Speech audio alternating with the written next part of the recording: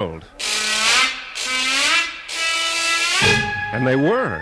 I didn't realize it until I'd said it. They were somehow out of this world. They didn't walk across the room. They glided.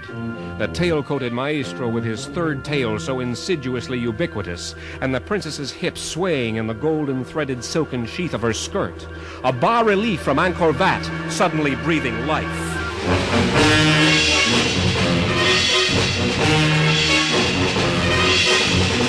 She never left his side for the rest of the evening. I didn't like it. I didn't like it a bit. But there was nothing I could do about it. After all, one can't very well make a scene, especially with a guest of honor. But Professor Fairweather, detached man of science, was bound by no such restrictive codes. Extraordinary. Simply extraordinary. I think it stinks. What? How's that, Tommy? What stinks? The way Vivranka's acting. Oh, nothing extraordinary about that. Her behavior's quite normal, I should say. Oh, it's the tail that's extraordinary. Yeah. Where'd he be without it? Where indeed, and what? Just another foreigner with a kiss-your-hand, madame accent. They're a dime a dozen. Yes, the tailless ones. Uh-oh, the princess has joined the other ladies for a moment. It's my opportunity. For what? A word with Monsieur Thibault. I'd like several words with him. Monsieur Thibault. Monsieur Thibault. Professor Fairweather. Yes. May I speak to you a moment? But of course. You know Tommy Calvin, I believe? I don't think I've had the pleasure. You are the lovely Mrs. Calverine's son? No, her nephew. How interesting. And Princess Vivranka's friend. We're practically engaged. Congratulations. I thought you ought to know. Indeed, yes. I am honored by your confidence. Now, Professor. Yes, Monsieur Thibault, I speak to you as a man of science. Yes? A true specimen of Homo caudatus has been unknown to modern science until now. Homo caudatus? Yes, a man with a tail. What? Come now, Professor, it's nothing to be sensitive about. My interest is purely impersonal. Your interest? Yes, purely scientific. It wouldn't take much of your time, a morning or an afternoon, perhaps, no more. What would not take much time? An examination and measurements, x-rays and An so examination? Measurements of what? Your tail.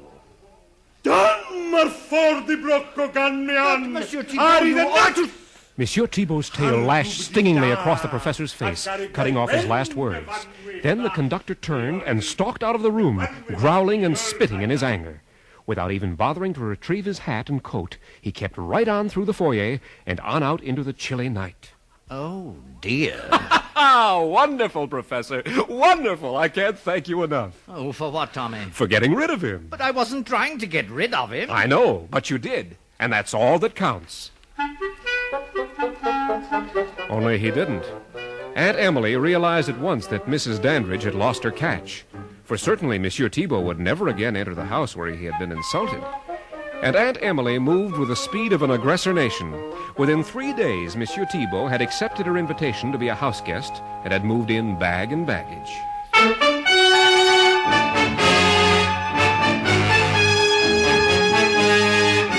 Now there was no escaping my tailed nemesis.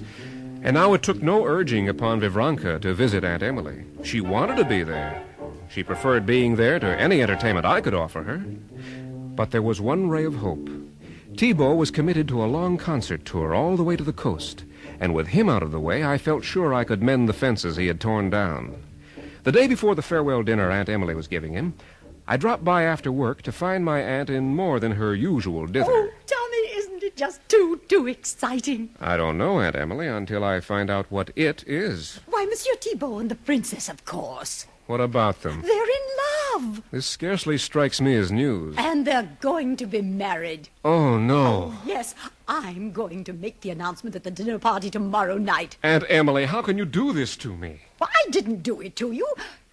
Anyway, you must face this like a man. You know, you must find some nice homey girl like that Gretchen Woolwine from Chicago. You used to like her. I was younger than Aunt Emily. And that was before I knew Vivranka. Well, my dear, I'm afraid you've lost your princess. C'est la vie, c'est l'amour, as I always say. Where is Vivranka? Is she here? Oh, my, yes, she's in the library with Monsieur Thibault. Naturally. Now, don't disturb them, dear. I'm sure they want to be alone. Naturally. The hard knot in the pit of my stomach grew and grew. Finally, when Aunt Emily chattered off to change for dinner, I slipped down the hall toward the library. I couldn't hear voices, and the room was dark. I was about to flick on the light switch when I heard a strange sound. And then I saw them silhouetted in the dying light of the fire. Thibault was seated in a chair, and Vivranka crouched on a stool at his side, while his hand softly, smoothly stroked her dark hair. And all I could think of was black cat and Siamese kitten. And then I realized what the sound was. They weren't talking to each other. No, they were purring to each other. But, Professor Fairweather, what am I going to do? Now, Tommy, you must get hold of yourself. This whole thing has disturbed you to the point of hallucination. Nonsense, Professor. I heard them. I tell you, I heard them purring. Fantasy, sheer fantasy. Just because the man does have a tail, you're imagining... I'm positive he's a cat. And you cannot stand the thought of Vivranka marrying... I can't stand the thought of her marrying anyone. But a cat? It's monstrous. What am I going to do, Professor? Well, you might have the SPCA pick him up. Oh, please, Professor. Oh, I'm sorry, Tommy. I know you're serious. Wait a minute. I just thought of something. Oh, no, it's too ridiculous. What? Tell me, what? Oh, Tommy, you're a bad influence. You're leading my reason from the narrow path of scientific method to the doubtful fields of the supernatural. What are you talking about? Well, I was thinking of a story I read once. Oh, it's turned up in one form or another in the folklore of every land on earth, I suppose. It has to do with a traveller who saw within a ruined abbey a procession of cats lowering into a grave a little coffin with a tiny crown on it. Oh, filled with horror, the traveller hastened away from the place, and when he reached his destination, he couldn't help telling his host of the strange ritual he'd seen. Well, scarcely had he finished when the host's cat, who'd been lying in front of the fire, leapt to its feet and cried out, "Then I am king of the cats," and disappeared in a flash up the chimney. So? Well, proceeding upon your premise that Monsieur Thibault is a cat, you will grant that he's a very extraordinary cat, a cat who could, presumably, one day be king of the cats? Of course. Of course. Yes, it might work. I'll pull it on him tomorrow night at Aunt Emily's dinner party. Only... Only what? Well, he won't buy that ruined abbey part. Well, then use your imagination.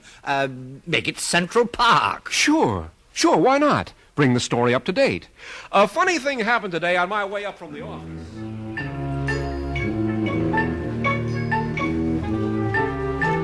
Aunt Emily outdid herself. Her dinner table was a poem of spring flowers, gold plate, the purest white linen, the candles fluttering ever so little in the warm night breeze that came through the open French doors. Time and again through the first 3 courses I tried to get into the stream of conversation, but when Aunt Emily's on, this is practically impossible. Thibault and Vivranka, seated on either side of her, were oblivious of everything. They ate little and never took their eyes off each other. Finally, the plates were being taken away, and I knew Aunt Emily was going to make her announcement during the dessert course. I just had to get my 2 cents worth in first. You'll never forget that summer. Eden Rock was never gayer. And after the Duke and the Duchess arrived, well... A funny thing happened on my way up from the office this evening. Tony, I was about to tell... A funny thing happened on my way up from the office this evening. I was taking a shortcut across Central Park when I came upon the darndest thing. In a little clump of bushes, I saw a procession of cats. 6 or 8 of them. And they were carrying a little coffin toward a tiny open grave. And on the coffin was an exquisite little golden crown. Now, isn't that the strangest thing? Silence. The guests looked at me as though I were quite mad. That is, all except Thibault and Vivranka. Thibault looked at me, the end of his tail flicking above the edge of the table, and Vivranka looked at Thibault, the way she had that night at the concert, tense, breathless, her eyes blue flame. At last, Aunt Emily spoke. Well, Tommy, are you quite finished? Yes, Aunt Emily, that's all I had to say. I should hope so. Well, that summer, when the Duke and Duchess Excuse came down... me, Mrs. Calverine. Oh, of course, Maestro. Tommy, you are quite positive of what you saw this evening? Oh, yes. Yes, you don't go around making up things like that. No, of course not. Yet one must be sure of the details. Now, there was a crown on the coffin, you say? That's right. A golden crown Yes? with tiny pearls on it? That's right. You're absolutely sure? Absolutely. Then I am king of the cats! He leapt to his feet from his chair to the table and in one bound disappeared through the open French window. And an instant later, Vigranka followed. As she disappeared from the balcony to the alley below, I caught just a glimpse of something protruding beneath her silken-sheathed skirt. It was a black-tipped, golden tail.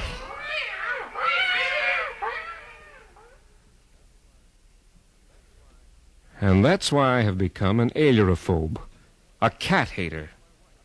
So's my wife, Gretchen. We were married shortly afterwards. But then Gretchen never did like cats in the first place, especially Siamese cats.